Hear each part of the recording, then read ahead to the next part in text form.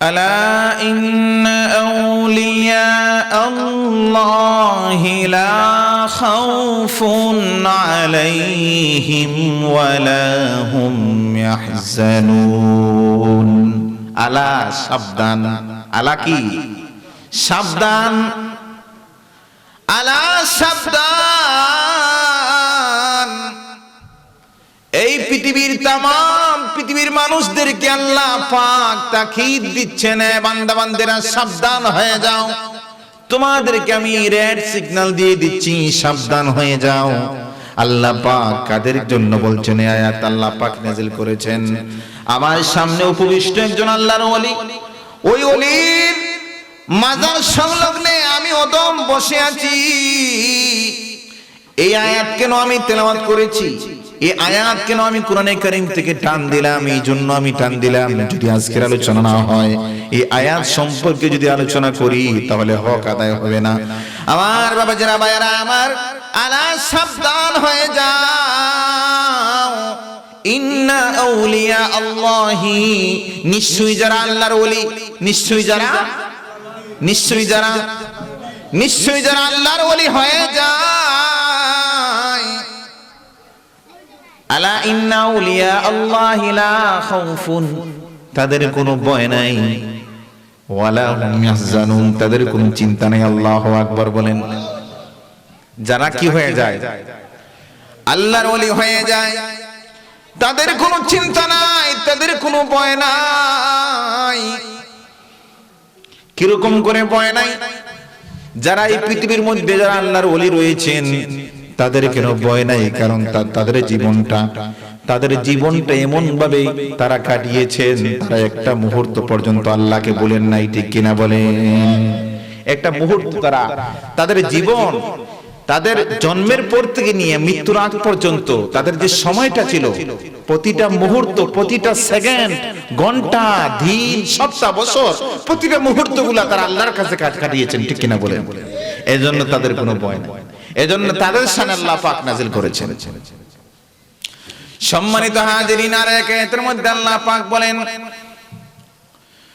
ইন্নাল্লাযীনা ক্বালু রাব্বুনাল্লাহু সুম্মা ইসতাকামু, যারা আমি আল্লাহকে যারা রব বলে স্বীকার করবে।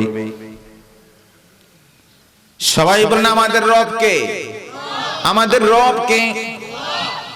আল্লাহ পাক বলেন যারা আমি আল্লাহকে রব বলে স্বীকার করবে।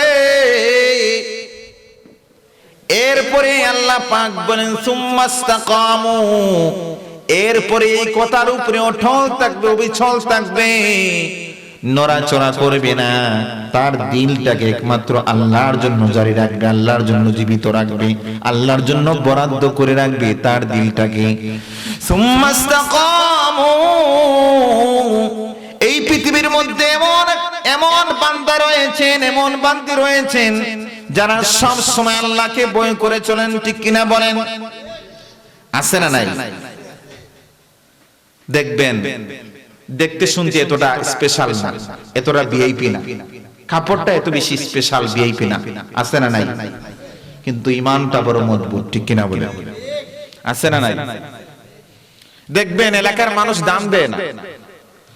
আমি অনুরোধ করব, এখানে সভাপতি সাহেব অথবা যদি এখানে উনি আসতে লেট হয়, আপাতত ভারপ্রাপ্ত হিসেবে এখানে একজন বসে যান, আমার একটু খারাপ লাগতেছে, এখানে সিটটা খালি, যে কোনো একজন বসে যান, উনি আসার আগ পর্যন্ত আপনারা একজন এনে বসে যান, সুন্দর লাগবে, যেহেতু এখানে সিটটা খালি রয়ে গেছে।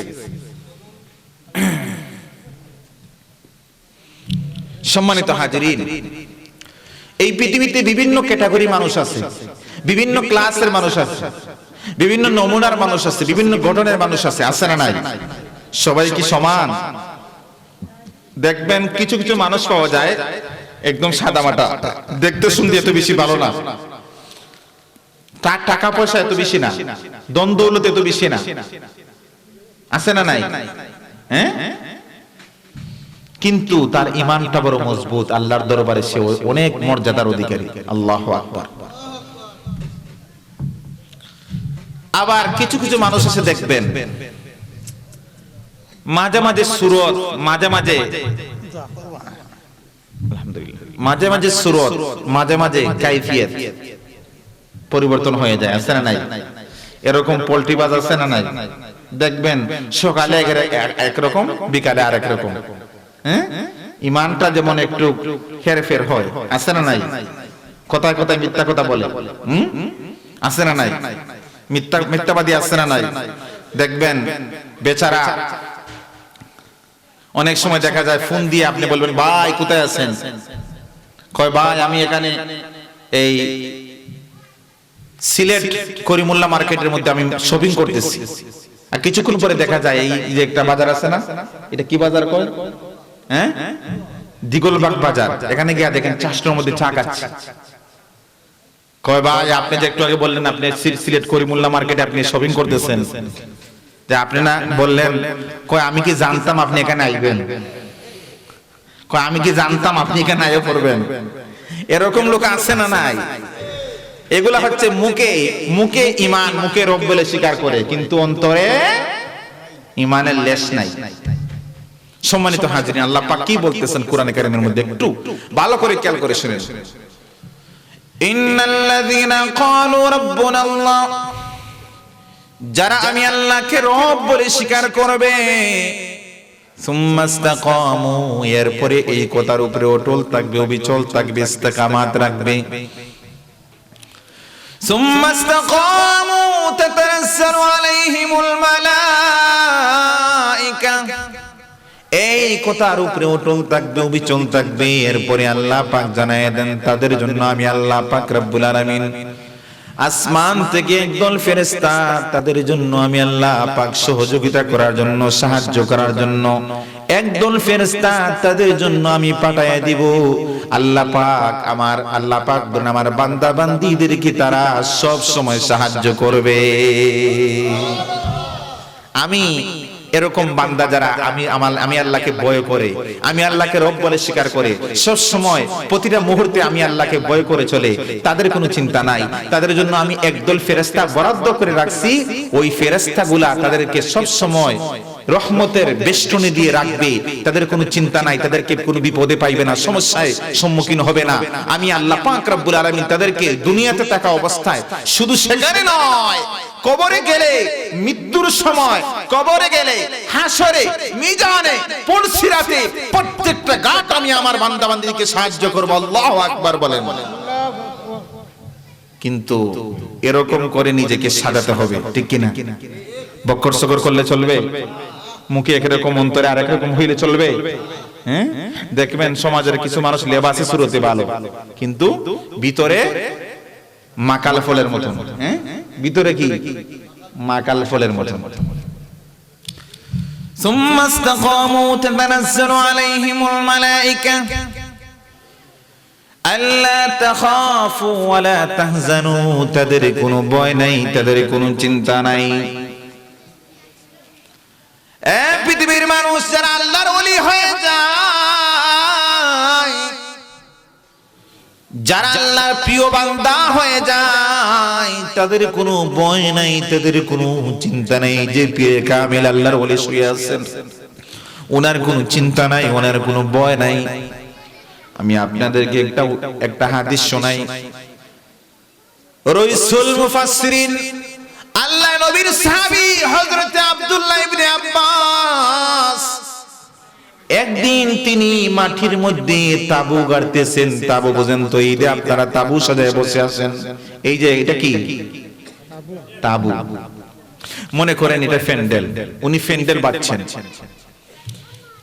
কুটাগেরে উনি একটা তাবু সাজাইয়া কুটা গাড়লেন। কুটাগারে তিনি হঠাৎ করে দেখতে পাচ্ছেন উনি যে জায়গার মধ্যে তাবু গাড়ছেন, এই জায়গাটা হলো কবরস্থান। এটা কি কবরস্থান?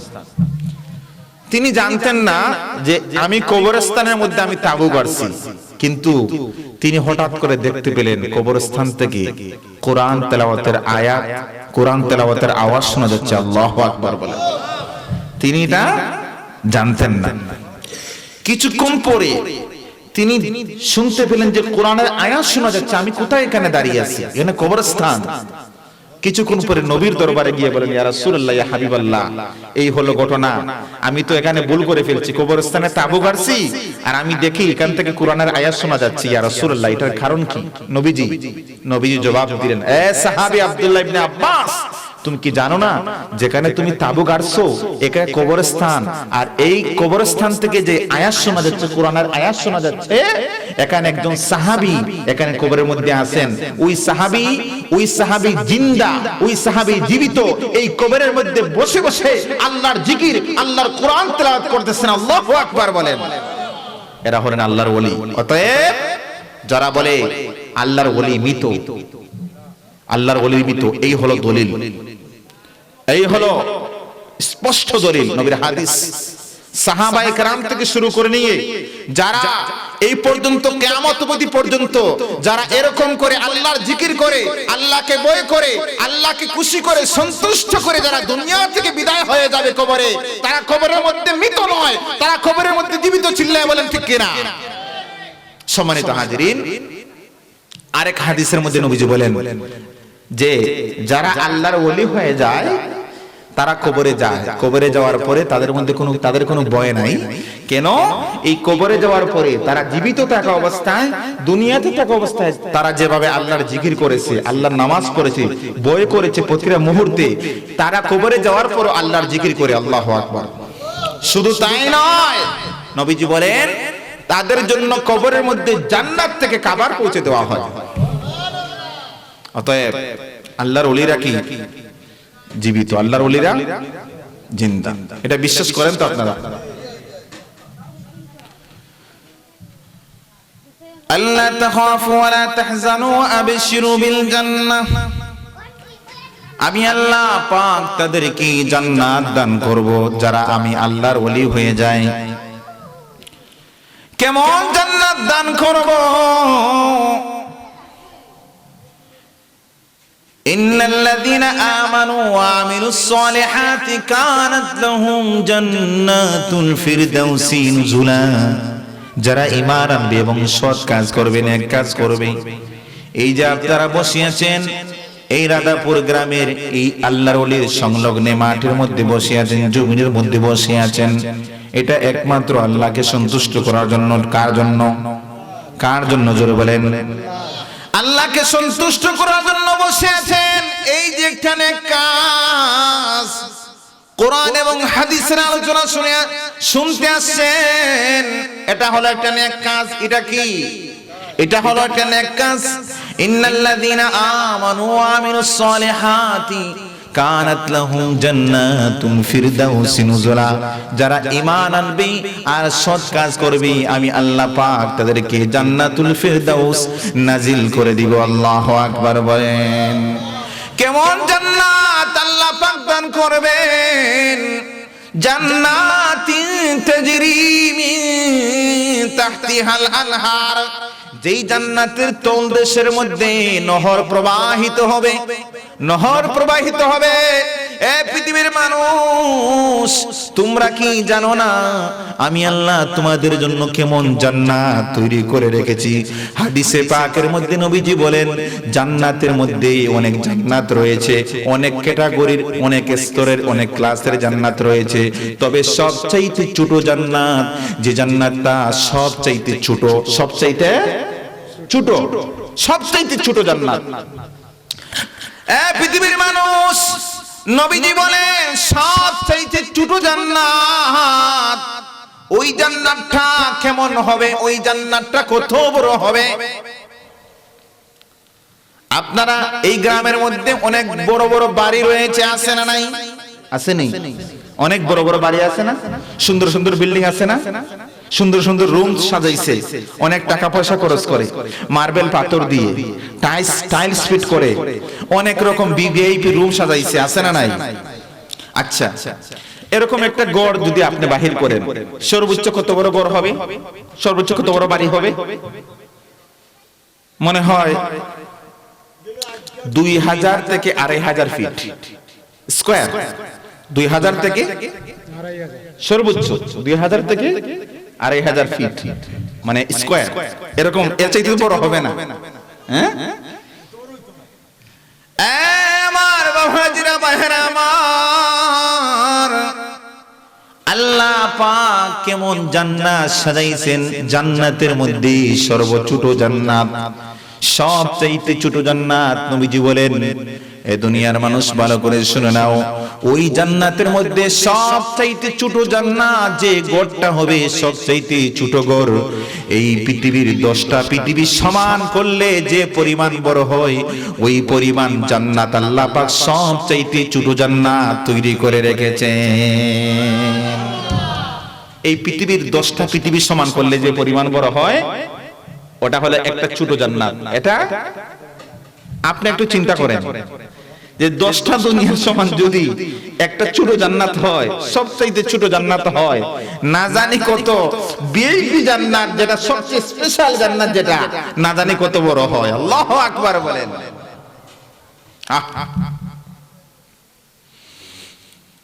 সম্মানিত হাজিরিন, এমন জান্নাত আল্লাহ পাক সাজাইছেন তার মুমিন বান্দা বান্দীদের জন্য। এজন্য আল্লাহকে ভয় করা লাগবে। কাকে ভয় করা লাগবে? আল্লাহকে ভয় করা লাগবে। আল্লাহকে ভয় করার জন্য আলেম হওয়া লাগে না। আল্লাহকে ভয় করার জন্য মুফাসসির, মুফতি, মুহাদ্দিস হওয়া লাগে না। আল্লাহকে ভয় করার জন্য শাইখুল হাদিস হওয়া লাগে না।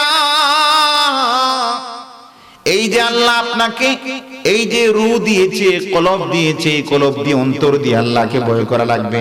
এটা আরেকজনের শিখানো লাগে না, ঠিক কিনা বলেন? আল্লাহকে ভয় করতে হলে আরেকজনের শিখানো লাগেনি। এই বিবেক কে দিয়েছে? এই ইনসাফ কে দিয়েছে? এই অন্তর কে দিয়েছে?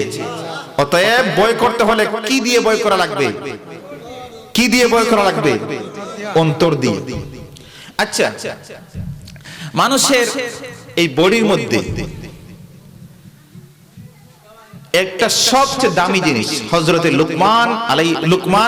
হযরতে লুকমানকে বলা হয়েছিল যে উনি ছিলেন লুকমানে হাকিম, উনি ছিলেন জ্ঞানের বাদশা, জ্ঞানের ভান্ডার।